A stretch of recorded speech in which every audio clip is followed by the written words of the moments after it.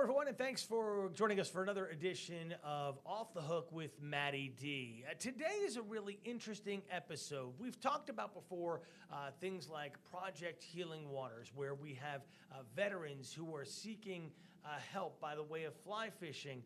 We've talked to women about fly fishing, and today we're going to do something a little bit different. I have a gentleman who's going to join us, and that is this man right here, Dennis Flannery, who I met through my Fly Fishers of Virginia group. First of all, Dennis, thanks so much for joining us today. Thank you for having me. I appreciate it. I have you on today because you're part of a program called Real Recovery, and this is for men who have cancer who are looking for lessening the impact on their daily lives from cancer by getting healing from fly fishing. Right. How did you get involved with this? I was diagnosed with prostate cancer in 2017. Went to my first retreat after treatment was in 2018. Went to my first retreat in 2019. And on day 2 of a 3-day retreat, I signed up as a volunteer. It was that impactful for me. Had you ever fly fished before this retreat? I had a little bit years before out in Tennessee. Had actually tied a few of my own flies, but had gotten away from it. Right. And what was it like walking into this first retreat? Was it fear, trepidation? It was excitement, interest. It was a lot of things. Interesting. I was a little bit concerned. I was still kind of dealing with the after effects of treatment and the fact that I had cancer and that it could shorten my life.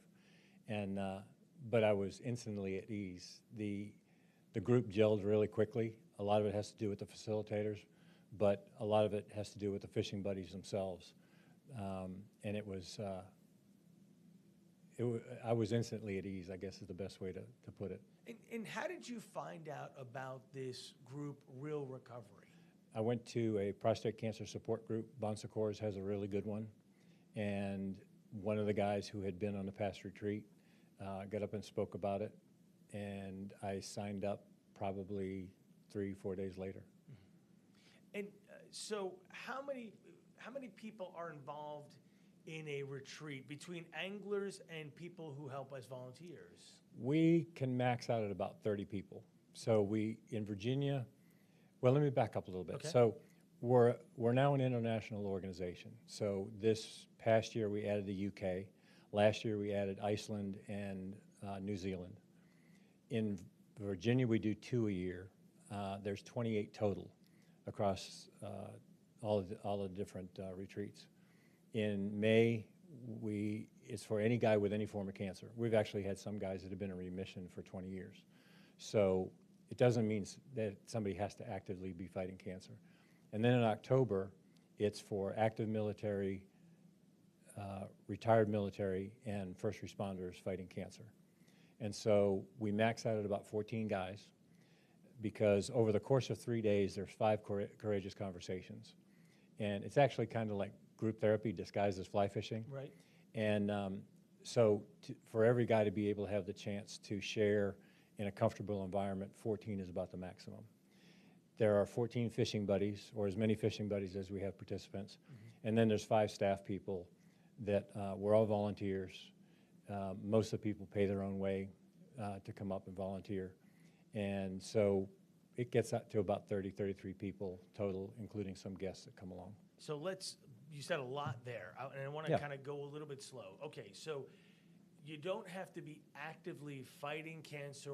You can be in remission. Right. You can have had cancer. So it's open to anybody who once had or still has a diagnosis of cancer. Right, any form of cancer. Okay. Yep. And when you have these group meetings, are you kind of having that conversation with other members, like for you, somebody else who had prostate cancer, questions that you might have as to what you're dealing with, what you've went through, what they might be going through? Is it that kind of group therapy in a way? It is. It starts out very low-key, talking about some innocuous things like your first car, what's your best memory of your first car, what can you share, what won't you share? Right. And then it gets into whatever you want to share about your diagnosis. Guys don't have to talk. it goes through the progression, right? So you talk about your disease and what you've dealt with and some of the hurdles you've had to face. A lot of it's insurance related. A lot of it's misdiagnoses that guys are struggling with. You know, how could they have missed this kind of thing? And then it gets into what you've lost as a result of cancer, and those are some pretty tough conversations. I'm sure. And then it gets into what we've gained from having cancer, and there are actually things that have gained. I mean, there's one of the silver linings is you can kind of see it coming, so to speak. And so there's an opportunity to be more intentional about your relationships, improve relationships with families, with spouses, with children, appreciate a sunrise and a sunset, maybe spend more time on things that matter more and less time on things that don't matter in the grand scheme of things. And those are spread out over 3 days. And then there's about 15 hours on the stream as well. So as you know from fly fishing, you really can't think about much else when you're on the stream, Right. especially if you've never fly fished before. And most of the participants that come up have never fly fished. And so to learn how to cast a line, to do a roll cast, to not get caught in the trees and the weeds, to mend the line, to not get the line tied up around your feet, those kinds of things. There's just enough to occupy your mind where you don't think about it. And we consistently get feedback from guys that said, this is the first time in how many months that I haven't thought about having cancer. And so that's the part of the therapy, and it's the dichotomy of the program, where you're doing a deep dive on cancer, but you're also not even thinking about it. And you said a retreat is about 3 days? 3 days. Can you explain the kind of the timeline of the retreat? Yeah. So the volunteers, we get there Sunday and Monday, get set up. The participants will get there about 3 o'clock in the afternoon, get settled in. We stay at Graves Mountain Lodge. We're very grateful. They've given us super low rates over the years, and I don't think the rates changed in many years. And then they get settled into their digs. They have their first courageous conversation before dinner. And then at dinner time, they meet up with the fishing buddies and all the other participants. We have some great meals at Graves Mountain Lodge, stick to your ribs kind of meals. And that's just the initial meet and greet. And then they go into another courageous conversation. And then the next morning, we all get together for breakfast. Sometimes we'll do a courageous conversation before, sometimes we'll do it after. They'll pair up with their fishing buddy. We'll go down to Rose River Farm. Douglas Deer has been wonderful to us, gives us a great rate. He normally restricts the stream to 5 fly fishers at a time, and he allows us to put up to 14 guys on the stream. We start with a vest signing ceremony where the guys will actually sign. Yeah, you've got a vest there. Yeah. That one's been retired. I'm going to show this. I'm going to go this full screen. You can keep talking about this. Guys will sign their vest, the year that they participated, the location, and they'll hear a little bit about the program and some guys that have come through it. There's been almost 5,000 guys that have come through since 2002, nationally, internationally, and in Virginia, almost 500 guys have come through. And it's their introduction to the brotherhood that they have joined without asking. And they'll wear those vests throughout the day. They'll fish until lunch. Graves Mountain Lodge provides lunches, box lunches on one day, Mission Barbecue on the second day. Fish in the afternoon, some more courageous conversations, meals together. And then the same thing on Wednesday, and it concludes after lunch with a circle of strength. And I think you might have a picture there. The picture that's on the screen now is after that. Is after that. So let's see, we have some fly fishing friends. Let me see if we can get this. Of course, people catching. We'll go through these step by step. I'm trying to look for. It's funny, a lot of the guys who are pictured have also become volunteers like myself. That's fantastic. But the circle of strength, they've been asked to prepare and share with the group what they're taking home. And it's just really rewarding for me to hear guys' outlooks that have changed. You know, a lot of these guys come in with the deer in the headlight look, just got the diagnosis, are struggling with, possibly an early end to their lives. Right. And then to hear them talk about what they're taking home and how it's impacted their life and how they have a deeper appreciation for the things that matter. It's just really cool. Dennis, you keep saying courageous conversation. Right. I assume the first courageous conversation on that first night, let's say at 6 o'clock, because everybody arrives at 3, is probably a little more silent than the courageous conversation on day 2 in the morning. It could be. Yeah.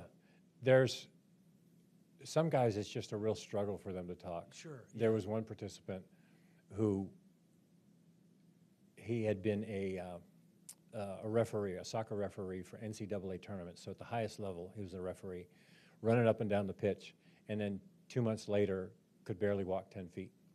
And he had something like 24 tumors in his body. And basically they were providing palliative treatments. There really wasn't much hope for a cure. Right. He really didn't want to come.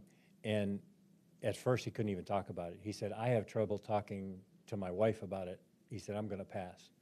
We came back around to him, gave him an opportunity, no pressure, and he struggled through it. And it was very painful. And that was the very first courageous conversation at 4 o'clock in the afternoon on day 1. Wow. But then after that, the conversations were much easier. When it gets into discussions about what we've lost, sexuality, relationships, you know, there are some guys that talk about how people have kind of been absent from their lives because they don't know how to handle it. Mm-hmm. And some guys are angry about that. And so those discussions can be lively of a different sort.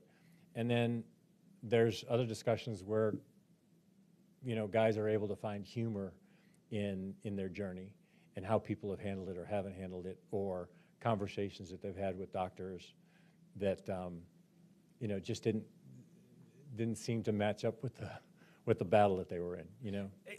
And I gotta believe, I mean, Dennis, at this point in my life, I have never heard that word from a doctor. I'm sorry to say you have cancer. When you hear that word, I mean, everything just must stop in time at that point. Yeah. And you say, why me? How did this happen? And is that what a lot of the fellow anglers that you meet for the first time, are they still dealing with that, the why me, deer in the headlights type of thing, as you said? Some still are. Yeah. Some have gotten past that. Some are still in denial. You know, I can't believe I have this. Some are actively engaged in their care. Some have kind of pretty much accepted it. There's guys with cancer all along the spectrum. There's some guys that have had it for 20 years. And it was helpful for me in my retreat to sit next to a guy that had prostate cancer like I did. Right. And he got it at 60 and he was, you know, 89 years old. And so what I find is I'm able to relate my story. I'm in the first courageous conversation. Mm-hmm. And then after that, it's just the participants and the facilitator. But in my testimony, so to speak, I talk about how I have kind of reached a peace with the journey that I'm on. Mm-hmm. It's helpful for me that it's given me a purpose to be involved in this. It's therapy for me, and it's a reason that I do it. And every guy has a different story. And we allow guys to have different stories. Right. When you're at your first retreat and you're 2 days in and you just decide, not only am I a participant, but I now want to volunteer, what did you see or what did you feel that made you have that switch? Was it just the brotherhood, the way things were taken care of? It was the brotherhood. It was the hope that I felt in the room. There's a tremendous amount of hope expressed all throughout the 3 days. And it comes from different guys in different places and some unexpected places. Guys that have a terminal illness, and to hear them talk about the hope that they have about going home and repairing relationships with their kids they haven't talked to in years. Kids that they were struggling with how to handle the fact that their dad has cancer. Right. So it was mostly the hope that I felt, and I was willing to do anything. So for the first couple of years, I spoke to groups, I recruited participants, I raised funds, and then at a Fly Fishers of Virginia meeting, I ran into the coordinator for Fishing Buddies, Mac Myers. Right. And he asked me if I'd be interested in being a fishing buddy, and I jumped all over it. And so how many years? So 2017 was your first retreat. Is that correct? No, 2019 was the first Okay, retreat. 2017 was Right. your first diagnosis. 17 was diagnosis, 18 was treatment, 19 was my retreat. So now we're sitting at 24. So minus the COVID year, 6 years Right. roughly going strong, Yep. helping out. Yep. When you have your interaction with anglers, participants, what is that like? You said everybody's different. Tell me a good story, like somebody who came in, was really closed up, and by the end opened up, and how did they feel? How did that all metamorphosis change? There's been so many stories, and I don't know if I can share names. You know, I don't want you to share names, for sure. But there have been several guys that just couldn't talk about it. And what opened them up to discussing it was asking, how I got involved, and I told them about my cancer diagnosis. And then we found out that we had a similar path. We had a doctor that wasn't testing us, and as a result, we had, I had a type 3B cancer that was a very aggressive cancer. Talked about some of the challenges we had with the medical procedures and not knowing where to go, having not a great experience with one doctor, a wonderful experience with another doctor. And then they start to talk about it. And a lot of times the fishing stops at that point because we're standing, knee deep in the stream, and we get talking about cancer. And then you realize at a certain point that, it's time to kind of redirect and let's get fishing. We've got lunch coming up in 2 hours. You've only caught one fish. I have my pride. I've heard of other guys holler when people catch fish, they'll holler "fish on." We coach them, and so you're hearing that up and down the stream. It's like, I've heard this way too many times. We've caught one fish. Let's get going. And so it kind of relieves the pressure a little bit. And so this first picture here, we brought up a couple of times. It looks to me that this is kind of the pairing up that you were talking about. No, this is actually after the Circle of Strength. So not to tip my hand about the surprise at the end, but at the Circle of Strength, the fishing buddies all stand behind the participant that they've guided throughout the 3 days. And sometimes we'll switch, sometimes participants and fishing buddies will switch. And so we're there as they kind of talk about what they're taking out of this, what they're bringing home. And then we have a little surprise for them. Gotcha. And there's a lot of hugs, there's a lot of tears. There's trading of phone numbers, emails, that kind of thing. A lot of these guys stay in contact with us and with each other over the years after the retreat. I'm just quickly seeing if I have that other picture that you mentioned while we're chatting here as well. Yeah, the website has one as well. The website does have Yeah. one. Yeah, I'm just seeing here. Yeah, I don't see the Circle of Strength one, so I'll go to the website. I'll bring that up full here. So, so this is the website. First of all, this is Real Recovery. That was a veterans retreat in 2024. Okay. And we're going to go through how to reach out in just a little bit here. Yeah. But if you want to, this was obviously featured on the Today Show. Right. It's probably been featured in many other areas as well. The goals, the purpose, the story of how it was founded. It really goes into great detail. There's phone numbers to reach. The actual head office is located in Massachusetts. Right. But as you said, and let me go back up to the top here, you can look at the retreats and you can see the retreat schedule. Right. And this takes us down into where you are, whether it's in Virginia or Texas. There's some all over, and this is the one that you mentioned, Syria, which is Madison County, Graves Mountain Lodge, really, Right. and Yeah. Rose River Farm, right? And it tells you all that, and there's the application. Right. So walk us through a little bit, and I'm going to bring you back up on camera here. What is the process? So I've been diagnosed with cancer. I'm going through my treatment, and I find out by watching Off the Hook with Matty D, or maybe I've gone to a support group, and I've now heard about Real Recovery. How do I join the group? How do I get to meet fellow people who are dealing with the same type of thing or different cancers that I kind of need that support from? Right. So go to the website. You go down to the application and medical release. Download both of those, complete those, and submit them. The doctor has to sign off that you actually have a form of cancer, a stage of cancer. And then that goes to the national office, and then they will send the completed application with the commitment to a particular retreat date. And Joe Gallagher, who's the head volunteer, he contacts the participants, confirms their participation, goes through, makes sure that we understand any allergies, mobility restrictions, dietary restrictions, those kinds of things, make sure we have their sizes. Orvis is very good to us. They provide all the equipment, so we get them fitted for waders and boots and wading staffs and fly rods and all the reels and all that kind of stuff. And then if it's a volunteer that's completed an application, that will come to me, and I would reach out to them, make sure they understand the program, the costs that are associated with it, the requirements. We kind of vet them to make sure that they are the kind of guy that would be a good buddy first and foremost, but also an experienced fisherman. Like I said, a lot of these guys have never fly fished before, the participants. And so if there's any question about their comfort level being an actual fishing guide, because there's a big difference, as you know, between being a fly fisherman and being a guide. And on Rose River Farm, it's a little bit easier, as you know. The process is to get them involved. We might have them shadow on a particular retreat. I usually have 2 guys that will shadow an existing or an experienced fishing buddy, and then it'll be up to that fishing buddy to say, okay, I'm gonna turn you on your own and you take over, and then they would support from there.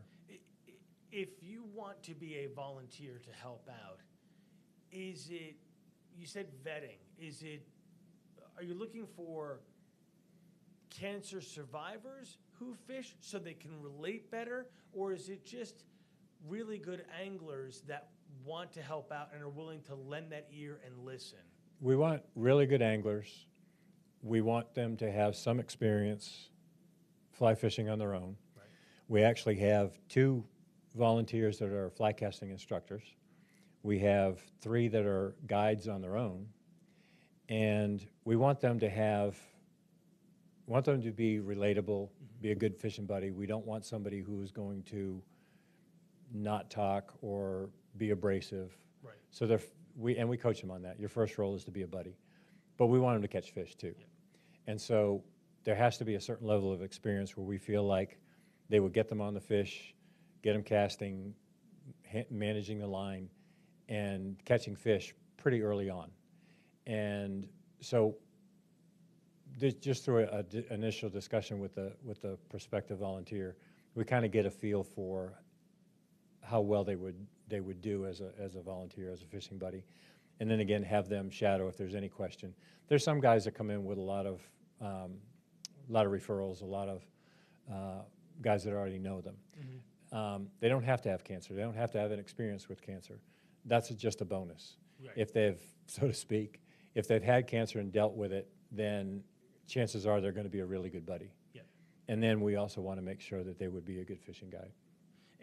And so once they're paired off, Rose River Farm is about 3 miles, a little bit more, right? So you're kind of spread out, but you can still see and, as you said, hear the hooting and hollering and going, we got to get on our game here a little bit. But there's a camaraderie to that, for sure, right? I mean, because you take the pictures, you know, I've always found to be able to catch a trout on a fly rod, you have done something really incredible, especially if it's dry fly fishing. You have fooled that fish into thinking that it is natural and it is attacked on the surface. And there's a skill and an art, and to be able to learn that in one afternoon or a couple of hours, it takes many years of mastery, for sure. Yeah, if anybody has tried fly fishing before, they know that you spend several of the first few years in the wilderness, so to speak, more catching tree limbs and bushes and untying knots than you would allude to. And so to be able to get on the stream that quickly and catch fish, it's unusual for somebody not to catch fish first morning, and it is more the case that guys will catch multiples of fish the first 4 or 5 hours on the stream, which is it's really a testament to the guys that we have as fishing buddies. Right, and that makes the difference. And as you said, while you're there and you're fishing, you're lost in that world of mending the line and doing all those particulars where you don't remember that you have a care in the world. Yep. Or caring about the fact that you've been diagnosed with cancer. And there's something about standing knee-deep in the water rushing around you. There's that saying that trout inhabit beautiful environments, or trout don't inhabit ugly environments, however you want to look at it. And then the meditative, as you know, the meditative action of working the rod, it's all about the technique. It's not about muscling it. It's very relaxing. Once you get into it and you've got some level of skill. It really makes it fun. Here's a picture of, I assume it's a buddy and a participant reading the stream, probably explaining. That's Andy Klein there, one of our fishing buddies. He's a retired ear, nose, and throat doc, I think. And there is also that skill too. When you have a first-time angler of any way, shape, or form, forget about fly fishing, you've got to explain, okay, you see the foam line, you see the riffle, you see the eddy. Those are places where fish are going to. Now put it there. Is it? Yeah, now put it there, right. And here's the tree. Yep. But that's what makes it, and then to end up with the fish in the net just makes it so much fun there. Yep. So going back, you said that Orvis supplies the waders, the rods, the reels, the line. They really equip all of the participants. Pretty much, yeah. That's incredible. Yep. That's really They're huge supporters. Yeah, that's really great here. This gentleman right here, I mean, holding the fish above the net. Yeah, he had never caught a trout before. Wow. And that's not Tony, a small trout. Yeah, Tony is a fishing buddy with us, but he's also, I think he's a program lead for Project Healing Waters in Richmond. Mm-hmm. What a beautiful fish. Absolutely beautiful fish. We'll continue on with a couple of pictures here. The water is super clear, and that also makes it a challenge too. It does. Because if you can see them, they can see you, as we all know, right? So it's always about approaching the water slowly and standing back. Yep. Just great stuff here. Another gorgeous fish. How come I don't see you as a angling guide here, Dennis? You have skills. Yeah, well, you know, now I'm in charge of the fishing buddy, so I don't spend much time on the stream. You got to do all the administrative stuff, though, right? Yeah. Which is more than I get to see the results, but every now and then I'll step in. It's just great stuff. Look at that, the smiles, the excitement. Yep, a lot of laughs, a lot of smiles. It's it's just something else. And I'm noticing something here as we're looking at the pictures. As we all know, cancer affects people of all ages. Right. So you're not limited to, well, you have to be 55 or older. It's just having that diagnosis and being able to fill out the application. And unfortunately, we have an awful lot of young guys, 20, 24, 30 years old, that have, you know, leukemia or something, pretty rough prognosis, yeah. That's so tough for sure. I'm just grabbing a couple more shots. We went back to the beginning there. I like the group therapy. So on a 3-day retreat, it's really like 2.5 days of fishing. At FFV, you told a story, sad to a point, in the fact that unfortunately in your position now, you get to deal with a lot of widows because some cancer patients do not survive, as we know. But in one of your stories, you said that there was a widow who really thanked you all because she found her husband again. Yes. The unfortunate part of this role is I do end up speaking with a lot of widows. Right. I've spoken with 3 in the last 4 months. And how it comes about is a lot of times at the funeral, they'll ask people to, in lieu of flowers, donate money to Real Recovery. And so then I'll get a report from headquarters that said that, you know, 20 people and $500 was donated. And so I'll reach out to the family because it helps with an element of closure for them to know that people did respond and did honor their loved one with a donation. And in the course of that conversation, I hear every time, my husband was a different person. He came back with a better outlook. It improved his relationship with me, with our kids, with his family. This one widow, she, not the one that you remember that I spoke about at FFV, but another widow told me that he spoke to a brother he hadn't spoke to in years because of some long forgotten grievance, and reestablished great relationships with him, and his brother was there with them at the end.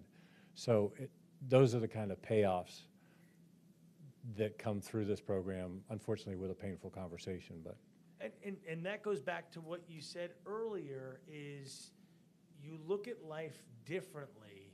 absolutely. You forget about the small stuff because it's insignificant, and you go back to the big stuff. That argument is insignificant. That's my brother. I need to reconnect with him. Right. That's my wife. I need not to be angry at her because of this diagnosis. Yeah, that makes, because we're partners in life at that point. Right. Yeah, A lot of the anger goes away. it does. Yeah. Over time, or through this program, or both. Through this program and then afterwards. Do you have repeat participants? No. You don't? No, you can go once. Oh, go once, okay. Yep. Because we want to make sure that we're reaching as many guys as possible. So it's go once, but then hopefully, like yourself, turn somebody into a volunteer. Right. And that happens more than not, I'm assuming. Yeah, I have a list of about 50 fishing buddy volunteers, and it hasn't been a challenge yet, rotating guys through. We have a lot of experienced guys that, if I put the word out that say, I need to make some room for a new participant, will gladly bow out to get other people involved. The nature of volunteerism, if you don't get somebody signed up pretty quickly after they apply, you're probably going to lose them to another effort. So we try and work them in as quickly as possible. All right, so and we're going to go, I'm going to bring the website back up here for a quick second here. When we go to retreats, this is realrecovery.org. It's at the top of the screen. Yep. And you go to the retreat schedule. I noticed in here, when we went to the full schedule itself, the schedule for Virginia was for May 5th through 7th. Right, and there is a typo on there where it says learn more. It says if you click on it there. Yep.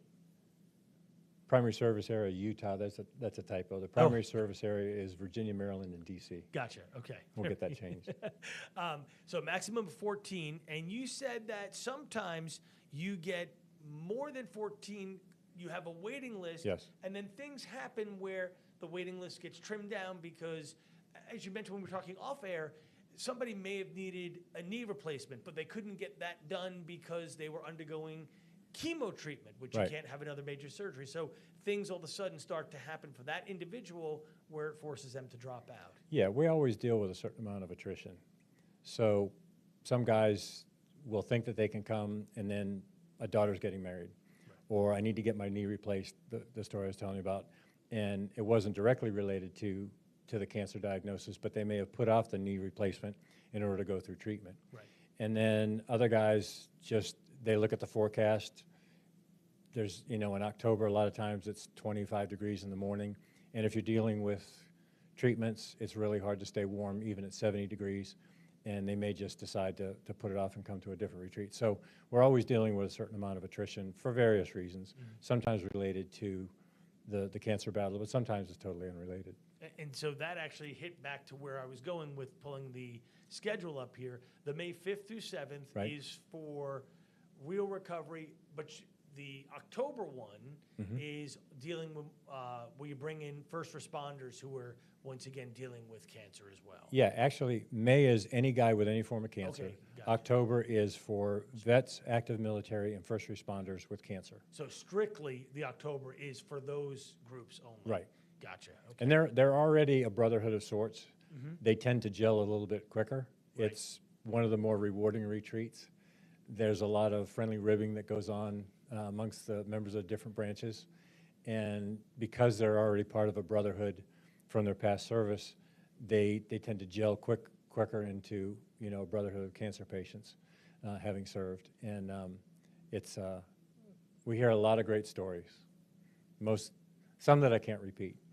That's okay. We'll let those stay on the river. What do they say? What's set on the river stays on the river. Well, right? and now I will tell a story. There was a Marine who was actually at a battle in Vietnam that's featured in We Were Soldiers. And he got talking about his experience. It was the very first battle that he had seen, and talks about flying in on a helicopter 15 feet up, getting shot at. There's bodies all over the place. The pilot didn't want to land, said, "You're going to have to jump." So they jumped from 10 to 15 up. And in the process of him telling that, there was an Army corpsman who was also in that same group who had actually been in that battle, and they ended up talking, and we overheard the conversation where they realized that they had been at the same place at the same time and probably had met each other at that battle. And didn't even know. Didn't even know it. Wow, incredible. Really, I guess you just don't know how small the world is at that point, for sure. Wanted to also point one more thing out on the website here. Again, realrecovery.org. There is a shop which is part of the year-end giving campaign. If you are watching this right now and you cannot volunteer or you want to just help out, you can make a $75 donation, a $150 donation, and help out this wonderful organization. You can see the different levels there as well. I think everybody who can should find a way to give in some way, like yourself. You volunteer and then do administrative stuff for this, so that's fantastic. Yeah, we're entirely volunteer run, and again, you know, it costs about $20,000 a year to run both retreats. And so every year we're talking to different organizations and individuals to try and raise the funds to maximize participation. Very good.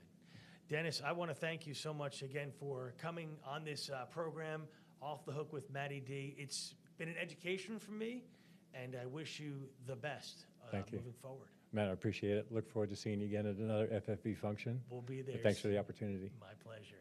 And again, if you want to find out more about Real Recovery, please go to realrecovery.org. There's a circle of strength. Oh, is that on that right there? We go right back to that. Yeah. Go back to that year-end campaign. And, come on. There we go. Right there. Yep. Circle of strength. I'll bring Dennis right back in there. Oh, and it went away. But anyway, once again, realrecovery.org. Help them out. Volunteer if you can. And if you are a person, a gentleman who's going through cancer, find out about a local retreat. Click on the retreat schedule. Go to the one in Virginia, and you'll be able to find out more. And make sure you get a doctor's note on that. Once again, this has been Off the Hook with Matty D. I appreciate you being with me, and we look forward to seeing you next week for another episode. Thanks for joining us for another episode of Off the Hook with Matty D.